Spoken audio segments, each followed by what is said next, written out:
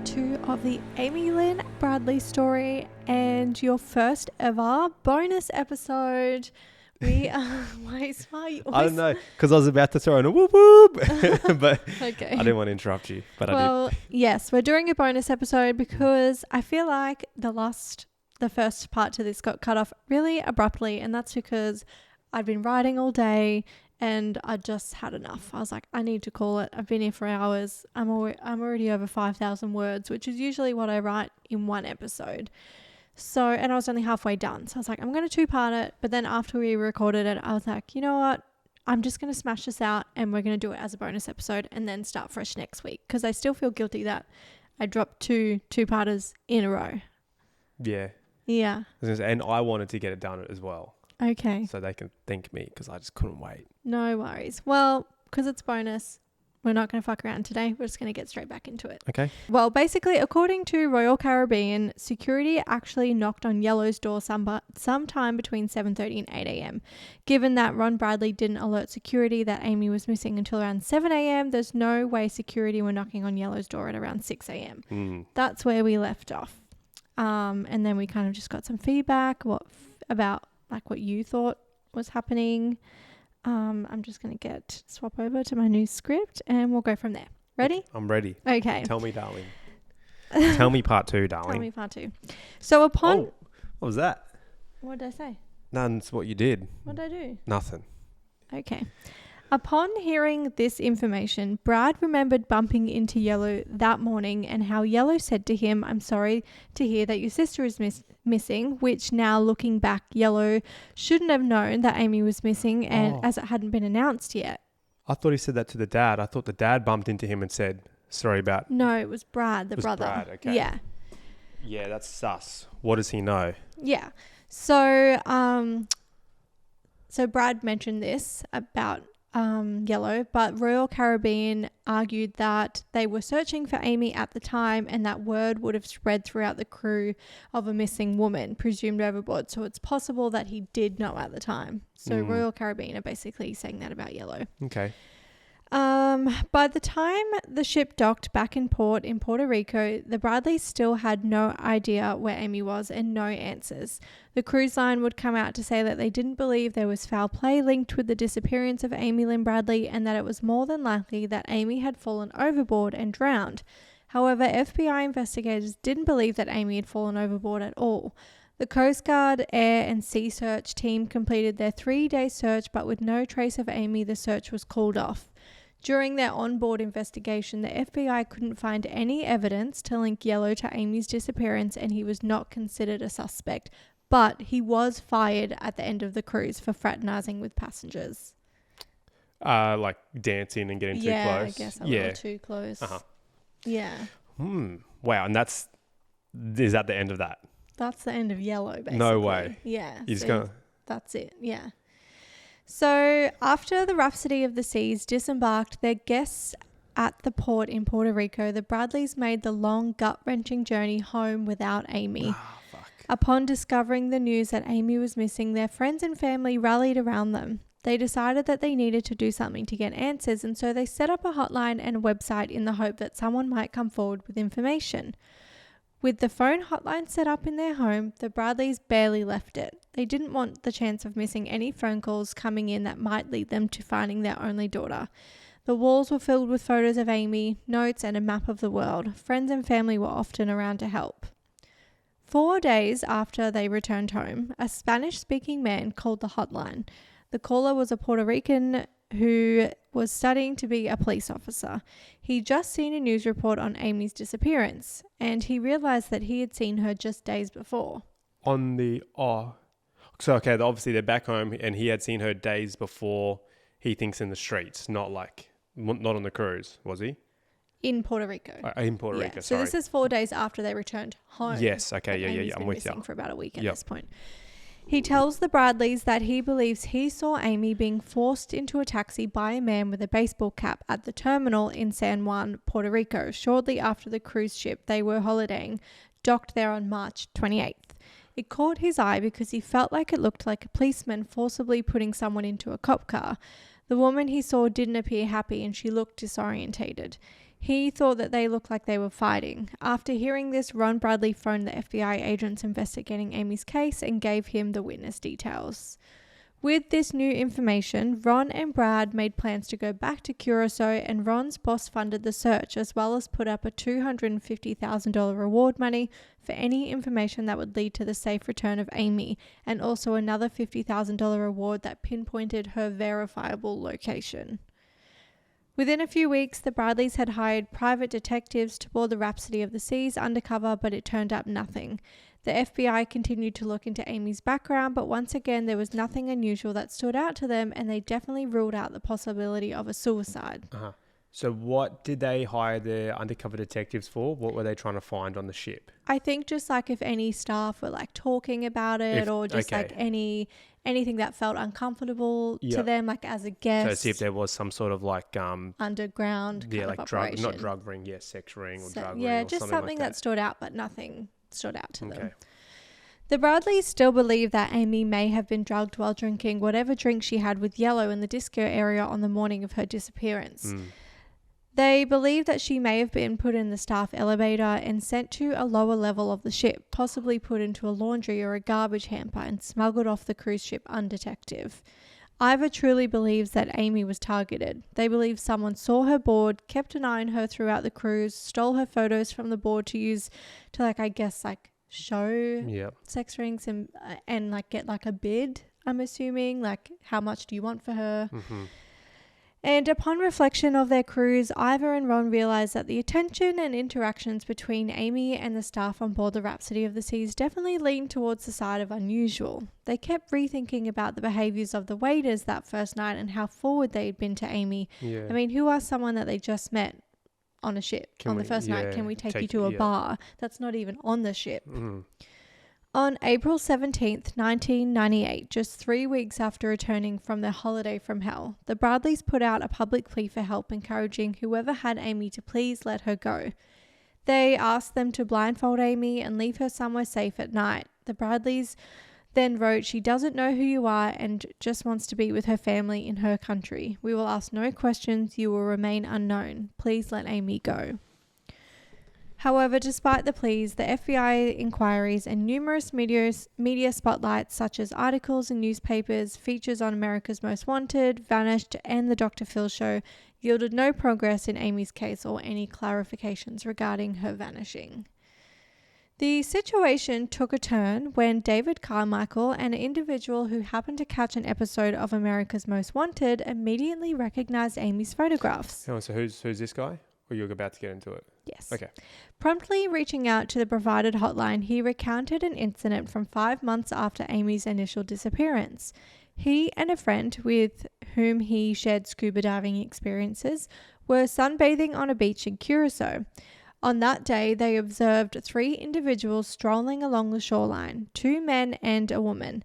This woman bore distinct tattoos, an image of a gecko and another of a Tasmanian devil. According to Carmichael, the woman approached him with an anxious expression, as if she intended to convey something. However, one of the men signaled her to move away. The moment he saw Amy's image on the program, he was certain that the woman he had encountered was Amy. Damn. Yeah. Man, this is like some Taken stuff. So in 1999, the Bradley family pursued legal action to declare Amy legally dead. This request was granted in June. Their decision stemmed from the fact that while they clung to the hope that Amy might still be alive, they wished to proceed with legal measures against Royal Caribbean, and this endeavour would have been complicated had Amy been considered alive. So they had her officially declared dead. Wow. Okay. So the family declared her dead so they could sue Royal Caribbean.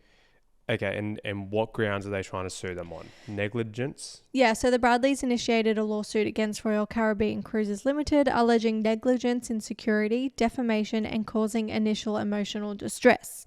However, by November 1999, the presiding judge dismissed all charges against the cruise line. This was due to allegations of perjury and fraud against the Bradley family.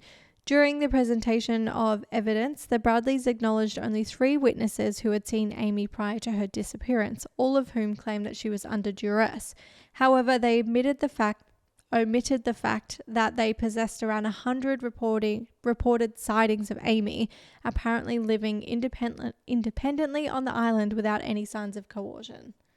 So they got they had 3 witnesses that basically said that they seen Amy under duress. So Amy's parents had the witnesses? Yes, in court, and were they seen her, she was disorientated, she definitely looked like she'd been kidnapped. But they also had 100 alleged sightings of Amy, saying that she was alive and well and happy in the island, but they didn't include those in the trial. So the judge was saying it's fraud and perjury. But they don't need to wouldn't that be the defense from? Yeah, that's what I thought. That's what confused. I thought but man, that's you pick your own witnesses. Anyway, the additional sightings could have influenced the court's perception and potentially suggested that Amy willingly left the cruise. The court ruled that the Bradleys had misled the proceedings, attempting to establish the sole narrative that Amy's disappearance resulted from an abduction. Despite this setback, the Bradleys persevered in their quest for answers. But yeah, that sucks. That does suck. Yeah. Man, it just everything seems it all feels like that something like that has happened. Yeah. But that's the I'm hoping we get some closure or answers, but that's just what it feels like. Yeah. It would be hard. I always thought in court, it's your responsibility to make your case and share your narrative. Yeah. But you're not going to share anything that's not going to help your case. Yeah. So I don't know.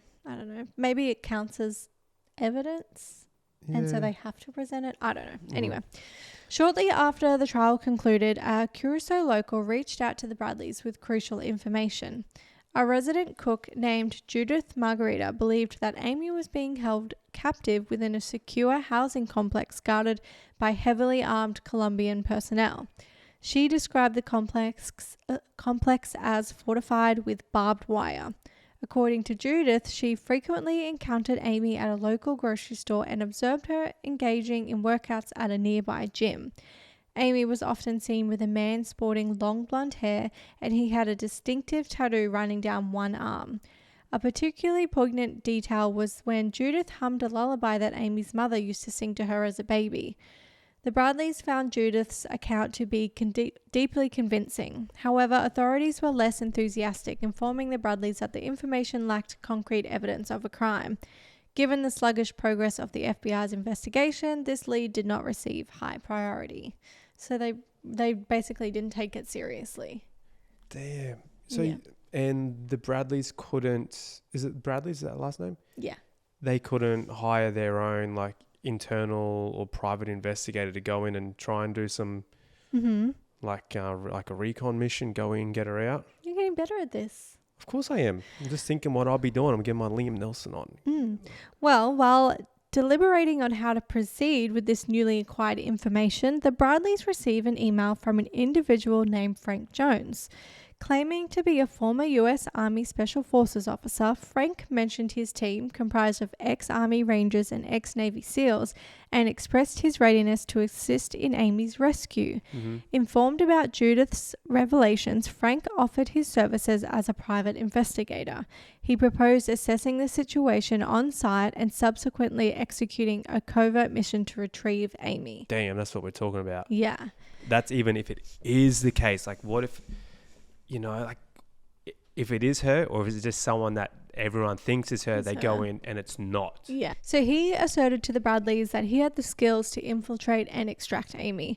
Frank's team possessed the necessary expertise and credentials to carry out such an operation. Sensing a glimmer of hope, the Bradleys decided to enlist Frank Jones for this mission. They even made personal sacrifices by parting with their car and received additional financial support from Ron's employer to fund the undertaking. In the year since Amy's... Hold up. Fund it. How much is it? Did you tell me how much it was? No, but I've got it in here later. Okay. Yeah. All right.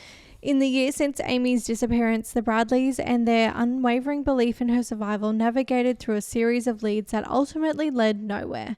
However, Judith's information struck a different chord, igniting an intuition with them.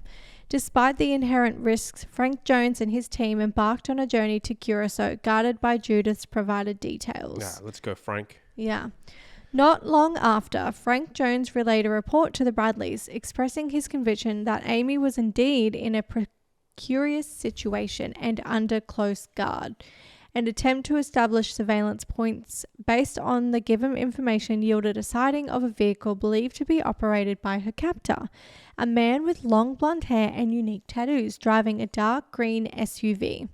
Yet their efforts encountered resistance, compelling Frank Jones and his team to retreat after encountering fire from a group of approximately 10 individuals.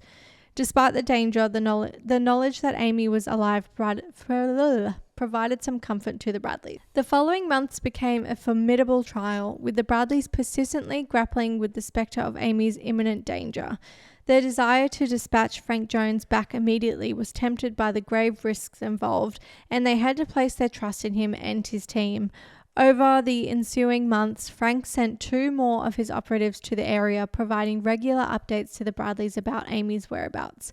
Amidst this period of anxious waiting, the Bradleys clung to hope that each new day could potentially herald Amy's long-awaited rescue, a moment that would reunite their fractured family. So they're holding on to hope every day at this point. Yeah. And by this, like, how long has it been now?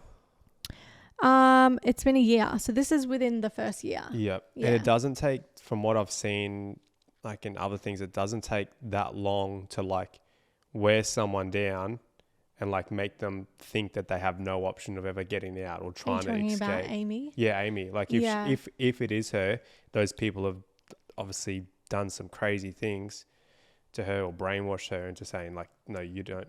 It's you very don't have common a family that anymore. women who are stolen and kidnapped and sold into sex trafficking, the first however many weeks of their life are spent being brutally raped in an attempt to break them in. Like that's what they do to them. Yeah. And they drug them and they get them addicted to drugs, and that's how they keep them like going. Like nobody of sound mind or willingness does that without, it's awful.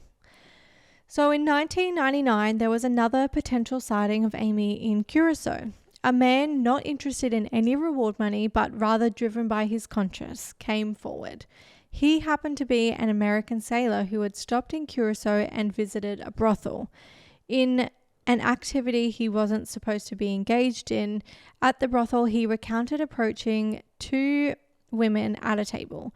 One of them introduced herself as Amy Bradley and urgently pleaded for help. She conveyed that she couldn't leave. She kept asking him for assistance, and he kept dismissing her pleas due to his lack of awareness about Amy's disappearance. Like, he didn't know who Amy Bradley was. He just thought that maybe she was some crazy person. I presume so, but if you're fucking going into those places and someone's like, please help me, like, what do you think they're there for? Yeah. Like, So he didn't understand who Amy was. Anyway, he was more scared about getting in trouble because he wasn't supposed to be there. Well, it's either that, like, I've never been to one, but you'd be scared of getting in trouble. But if you're going to one overseas in one of those hectic places, you'd be thinking these girls belong to someone. And if I try and walk out with them, I'm going to die. He wasn't thinking about that. That didn't even cross his mind. He was like, I'm not supposed to be here. I'm a sailor. Yeah. So he was thinking about getting in trouble by his seniors. Oh, like he was like in the Navy sailor. Yeah. Okay. Sailor. Yeah, that's naughty. So dismissing her pleas due to his lack of awareness about Amy's disappearance and just worried about his own apprehensions of his superior's judgment, he later recognized Amy's image in a People magazine and realized that the woman he had encountered matched her description. Wow. He then remembered that she was asking him for help, and the woman was escorted upstairs by 2 men. When investigators went to check the brothel out and have a look at it, it was burnt down. Wasn't there anymore. Yeah, the new location. Yeah, crazy. So around the same time, Chris Fenwick, do you remember who that is? Chris Fenwick is tell me who he is again. He's the onboard videographer. Yes. Or he was the onboard videographer. Yep. He received a call from his brother, who had just seen a rerun of the TV segment about Amy on Unsolved Mysteries. Once again, so this was like a rerun, and the first time he had watched it, he noticed that the video he shot of Amy in yellow wasn't on the show. They didn't share it. Okay. Yeah, which he thought was weird, but he was like, maybe I missed it. Anyway, the rerun came on and his brother called him and was like, oh, did you know that the full video footage wasn't showed on the show? Like they aren't showing Amy in yellow. And so Chris contacted the network and inquired if they were aware of the footage. And several days later, he received a call from the Bradleys, who also hadn't seen the video. Like, I guess the network contacted the Bradleys and asked them about it. So they hadn't seen it either. And it was only a couple of weeks after the cruise, he let Ron's boss know that he had a copy of this tape and gave it to him to give to the Bradleys. So he was really confused at why they didn't have a copy already or why they'd never seen it. So Chris promptly provided them with a copy, and almost a year and a half had passed since he initially offered the video. The remainder of 1999 and the year 2000 proved to be exceedingly challenging for the Bradleys. Frank Jones continued his surveillance efforts, keeping them informed as his investigations confirmed Judith's information.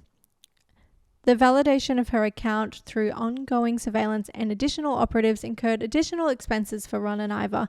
Despite the financial strain, they persevered, utilizing their savings and receiving aid from donors and non-profit organizations. Ultimately, Frank Jones informed them that he was ready to initiate a rescue mission. However, he required a final payment to organize his team. With financial support and advice from Ron's employer, the Bradleys sought proof of Amy's continued survival before proceeding. They sent Jones a photograph. Frank Jones sent them a photograph depicting a young woman on a beach with her back to the camera, accompanied by a man with long blonde hair and a distinctive tattoo.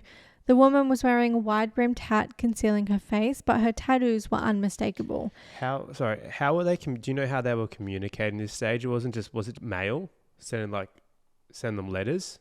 Like how were they communicating? Or email? They would have had email in it was email in the I think it was via email because he was over there.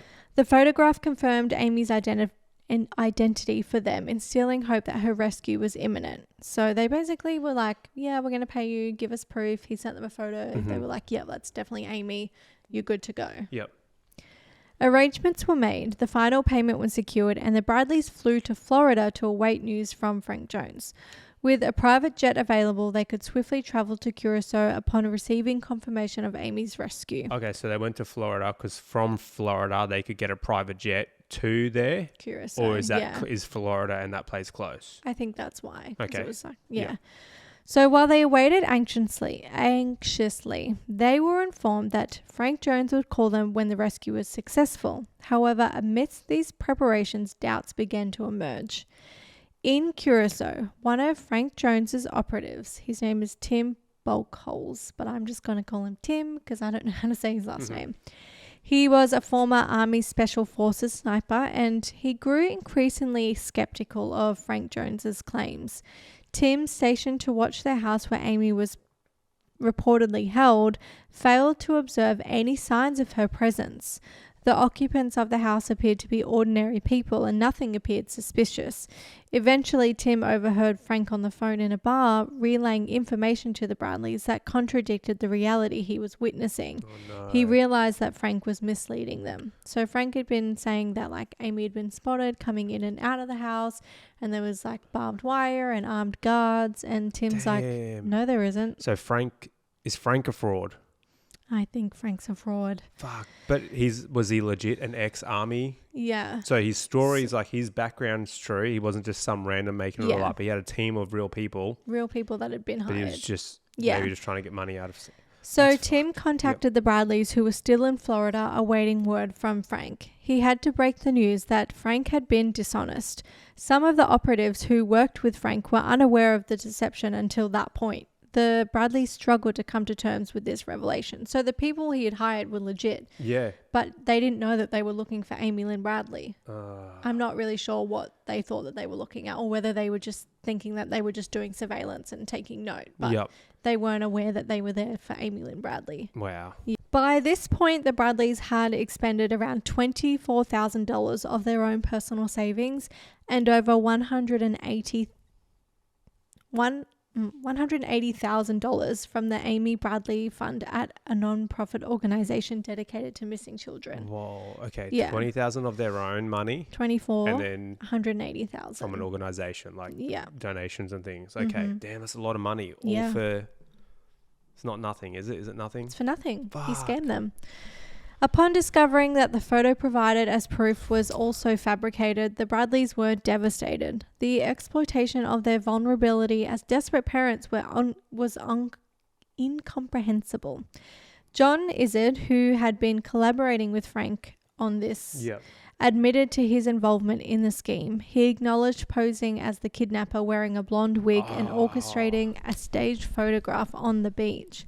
Temporary tattoos were used to mimic Amy's appearance, and Frank Jones captured the image. Judith Margarita, who had initiated the original tip saying that it was Amy on the beach and coming out of that house, claimed that her story had been concocted by her mother, Ava Lady, who sought financial gain. Despite these revelations, Judith maintained that she had never lied to the Bradleys. In February 2002, federal prosecutors charged Frank Jones with defrauding the Bradleys of $24,000 and the National Center for Missing and Exploited Children of $186,000. Jones pleaded guilty, receiving a 5-year prison sentence and ordered to reimburse the funds to both parties. It was discovered that Jones had never served in the Special Forces. Oh, so he didn't. Even that was... So someone had just got a wind of this and thought... Scam. Yeah, crazy. And that's the But worst. the people that he hired were legit. were Yep. like retired and things like that, and they just thought that they were getting like an extra security job. Man, and that's a scam that, 95% of parents in this situation would fall for. Would absolutely. Yeah. Absolutely. Yeah, I agree. In 2004, 7 years after Amy's disappearance, an anonymous source was sent online photos to the Bradleys from a sex website advertising Caribbean sex holidays. The website featured explicit content with suggestive images of women for buyers to choose from. Among the photos, the Bradleys noticed one of the women named Jazz, who bore a resemblance to an older version of Amy. An accompanying email hinted that she had been subjected to sexual slavery. FBI profiler Clint Van Zandt, and he was a forensic expert, examined the images, considering the possibility that the woman in the photos was Amy. He said that it was definitely likely that it was Amy. How come the American government couldn't just go, fuck this, we're going in? Like, because it wasn't a crime on US soil, and at the time there wasn't really any laws like around. But yeah, I understand that, but how come they can't just be like, that's one of our citizens, we're going in to get them? It doesn't matter if it's a crime or not. We know they're in danger. We know they're being taken. Because they don't actually know. There's no been like any factual sightings of Amy or like confirmed sightings. They don't know where she is. Everything is or if she's alive. Yeah. Okay. But also, it would be like waging war on another country. So, but that country wouldn't be able to back it up, I don't think. I don't know. They're like the drug capital of the world. Like there's heavy shit that goes on there. The girls aren't staying there out of their own free will. Like, I know, but what like do you think that they have? Guns and I reckon if they really wanted to, and I know for a fact they would be able to just go in, all guns blazing, take them out. all guns blazing, which means casualties. No. It's just, I don't know. I find that it's just, if that is the case. And then if you do it for one, you have to do it for all. Yeah, you got to do it for all of them. Yeah, I think it's more complicated than that. I know what you're trying to say though. So in 2005, Judy Moore was vacationing in Barbados when she overheard a concerning conversation in a public toilet. A man threatened a woman and discussed a deal that was forthcoming. Judy approached the woman, who identified herself as Amy, and said that she was from Virginia. Shortly after, the man intervened and forcibly removed the woman from the toilet. Terrified, Judy reported the incident to local authorities and later provided the FBI with descriptions of the men, enabling the creation of a composite sketch based on her account. Yep. So just like another sighting. Yep. Yeah. In July 27th, 2010, President Obama signed the Cruise Vessel Security and Safety Act, introduced by Senator John Kerry. This act aimed to enhance security, law enforcement, and the accountability on cruise ships in international waters. It made it a legal requirement for all cruise lines and passenger shipping operators to report any criminal activity against U.S. citizens to the FBI. Reporting became obligatory even for incidents that occurred at sea in international waters. Mm-hmm. The legislation sought to bolster ship safety by mandating measures like 42-inch guardrails, peepholes in every passenger and crew door, on-deck video surveillance, and an emergency sound system. Yep. It also established a structured framework for communication between the cruise industry, the FBI, and the Coast Guard, aiming to promote transparency in reporting. Yep. So, like, all of this, like, big safety stuff only happened in, like, 2010. It's so crazy and hard to believe that there was nothing like that before. From the start, yeah. In 2016, out of the 200 overnight ocean-going cruise vessels owned by 9 cruise lines, there were instances of 4 suspicious deaths, including 1 on Royal Caribbean cruises. Mm-hmm. Additionally, there were 6 cases of missing U.S. passengers, with 4 occurring on Royal Caribbean cruises. Among the 62 reported sexual assault allegations made aboard cruise ships in port in 2016, 15 were associated with Royal Caribbean cruises. The first 3 months of 2017 witnessed continued its incidents across the cruise industry. Among the now 10 cruise line companies worldwide, 2 passengers were reported missing, 1 case of kidnapping emerged, along with 2 assaults causing serious bodily harm, 6 thefts exceeding $10,000, and 16 reported cases of sexual assault. Despite the quiet surrounding the Amy Bradley case in 2017 and her declaration as deceased in 1999, the FBI released a video concerning her disappearance. The video announced a reward of up to $25,000 for information leading to Amy Lynn Bradley's recovery. The reward also extended to information that contributed to the identification, arrest, and conviction of the individual or individuals responsible for her vanishing. Amy's mother, Ivor Bradley, also shared her perspective. She expressed how their lives had been forever altered, every moment consumed by the question of Amy's whereabouts. She emphasized the dire reality that when girls go missing abroad, it is often for the reasons related to human trafficking and exploitation. Ivor conveyed her unwavering belief that someone took her daughter and her unrelenting desire to see her return. She candidly revealed making personal deals with the idea of divine intervention, highlighting the emotional agony of living with such uncertainty. To her, it was truly the most haunting nightmare imaginable. As the years have passed since Amy Lynn Bradley's puzzling disappearance, her story remains an enduring testament to the complexities of unresolved mysteries and the resilience of her family.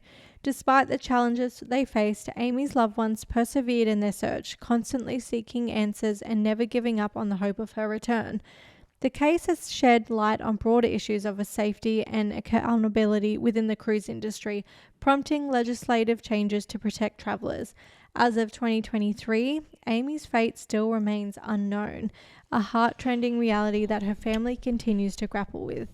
Amy's memory lives on, a reminder of the importance of supporting those affected by similar tragedies and advocating for increased awareness of missing persons cases. The Bradley family's unwavering dedication to finding Amy reflects the enduring power of love and the profound impact a single individual can have on the lives of those who cherish them. The end. Wow. Yes. Man, that is so sad. I know. Just the unknown is the part that just fuck. The absolute worst. Oh man. That's I just feel for the family. Yeah. Obviously I feel for her if she's gone through all that. And like what her life it makes became. you think you would rather just know you know, if we are talking, it has to go worst case scenario. You make it just think you'd just rather know that she'd fallen overboard and passed away. I mean, I've always said that. Like, I know it sounds so awful, but I would rather watch my kid get hit by a car and die than them go missing. Yeah. Like, I could not handle the where are they and what is happening to them scenario. And especially like when sex trafficking is like kind of what's known in those areas. Like, you know, she didn't fall overboard. So it just like... Yeah, I guess so, because it was that short gap where she went missing. It was half an hour. Yeah. She went missing in half an hour. Man, that story took a crazy turn. I thought it was, you know, the nice cruise ship, nice cruise holiday. I know. To end up in freaking Colombia, or not Colombia, wherever the hell we are, in some sort of potential fucking drug trafficking, sex ring. That's... I know. Crazy. But yeah, that was the case. Another unsolved mystery. Really sad, just really sad. I just, missing persons cases are always, they're my least favorite. Yeah, that wasn't fun. I don't like that at all. Yeah. I don't like listening to them. I get like anxiety about not knowing what happened to them. So I can only imagine how their families feel not knowing like 20 years on what happened and no answers. So anyway, I hope you guys appreciated the bonus episode. I felt like I needed to just get it off my chest. Like, I hate getting stopped halfway through a story because then I can't stop thinking about it until I like share it with you. But yeah, that was it. You look sad. It just sucks. It just sucks. It's no good. No. Maybe you need a little survivor story to perk you up next week. Maybe I do. Or maybe I need a hug from you. Oh, I don't know about that. Anyway, once again, thank you guys for listening. Have a good weekend. Yes, have a good weekend. And tell me next week. Yeah, oh my God, I'm gonna do this again like right away. Yeah, we do. But because we worked so hard to get out a second episode in 1 week, bonus episode, we would appreciate love on socials and a 5-star review. Even though I had a stutter today, did you notice? That wasn't that bad. You just had, I think it was your normal amount of... My normal amount of stuttering. I don't know. I just couldn't get my words out. My vision's a bit blurry too, so got my glasses on today. Cute. So cute. Anyway, catch you guys next week for another episode. Thanks for listening. Bye.